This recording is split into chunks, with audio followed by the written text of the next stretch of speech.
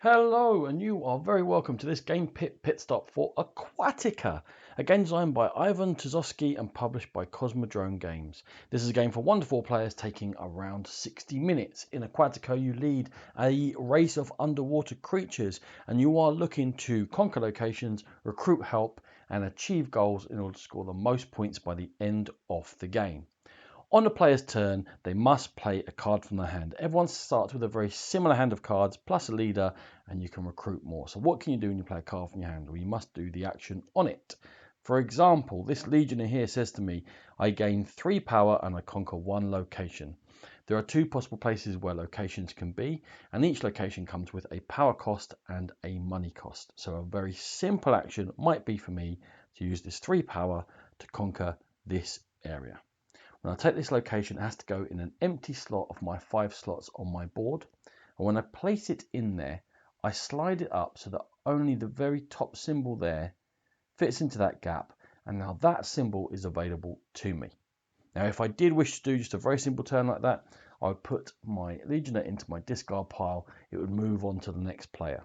So let's look at some more of the simple actions you can take. For example, with this Sea Lord is the other way in which you can take a location. This Sea Lord says, gain 1 money and buy 1 location. Well, the bad news for the Sea Lord and us is none of these locations cost 1 money.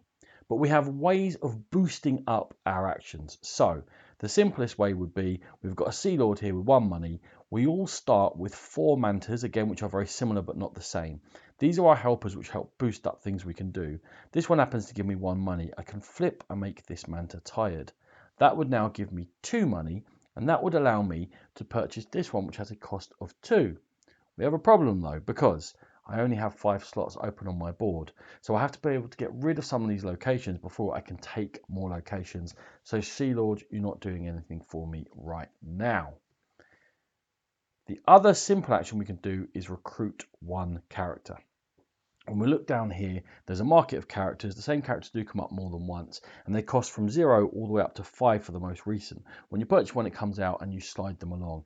Now, either of these decks running out are one of the 2 of the 3 ways in which the game will end. Right. When I wish to recruit, it just says recruit 1 character. I don't have any coins. How do I get coins? Well, we talked about I can use this manta in order to get coins to buy something. Also, I can use these locations I've conquered in order to buy something. I've got 2 here offering me coins. So for example, that one I just conquered, it's got a +3. I can use that +3, purchase any of these cards. Let's say I take this one. I wouldn't get change if I purchased something cheaper. Turtle the Treasurer is going to come into my deck immediately and become available to me. As I said, these will slide down. But because I used that location, it now pushes up 1 and goes to the next space. It happens to be the next space here is blank, so this location is useless to me unless I can keep it moving onwards and upwards. And again, we're showing how to take very simple actions at this stage. The last thing I'm going to show you, as I said, there are 2 areas in which you can conquer locations. The way that you move these up is that you use the scout action. If I use the scout action, I will push these up here because there are fewer than 4 in the bottom area. Any cards that are up here will be pushed across the discard pile. And again, we would refill all of these across here, making more available. Now, the areas that have been pushed up to the top row, they now cost 1 less power to conquer. And there's iconography on the board to remind you of that.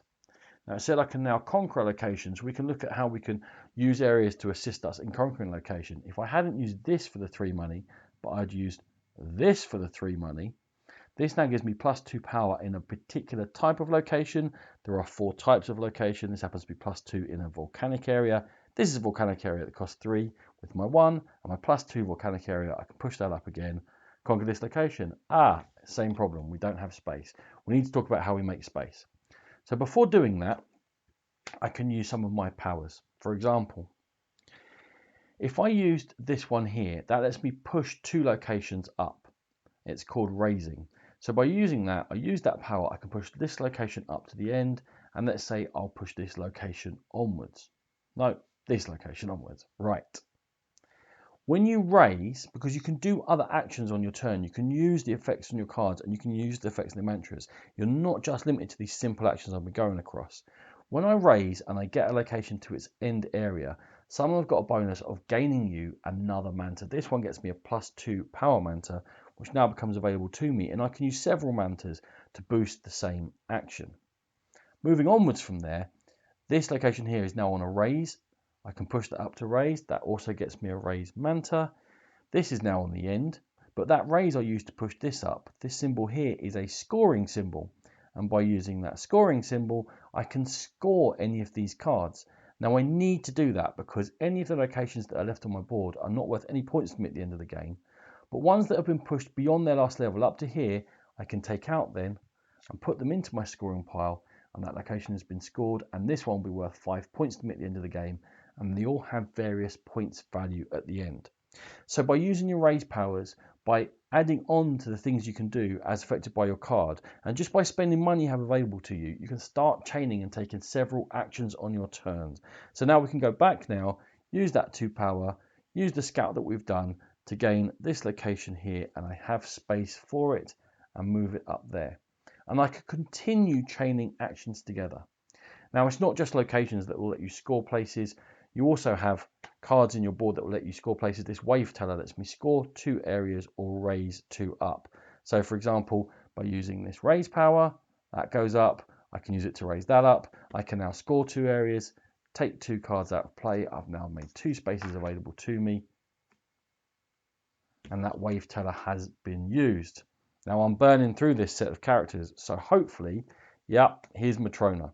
Everyone gets a Matrona card, and that simply allows you to unflip all the mantas that you've been using to boost and take actions.